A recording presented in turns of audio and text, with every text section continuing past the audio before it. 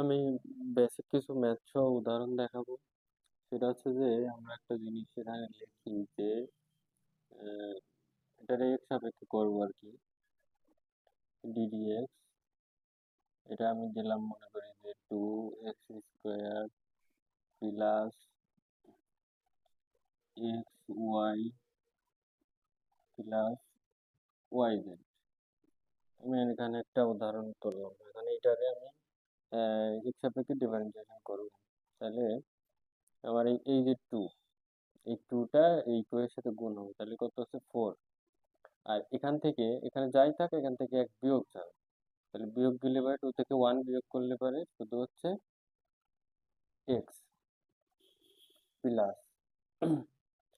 আচ্ছা, এবার এক্স সাপেক্ষে যদি এখানে করি তাহলে পরে আমার শুধু এক্স এর কাজ হবে। এক্স এর যদি আমি করি তাহলে এখানে কিছুই নেই, মানে কি 1 আছে, তাহলে 1 থেকে 1 বিয়োগ করলে এর মান কত?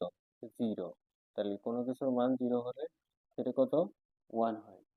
তাহলে 1 1 আর আমি লিখলাম না, তার সাথে কত আছে? ওয়াই আছে, তাহলে ওয়াইটা আমি লিখে দিলাম প্লাস। আচ্ছা, এখানে ওয়াই জেড, তার মানে হচ্ছে ওয়াই এবং জেড।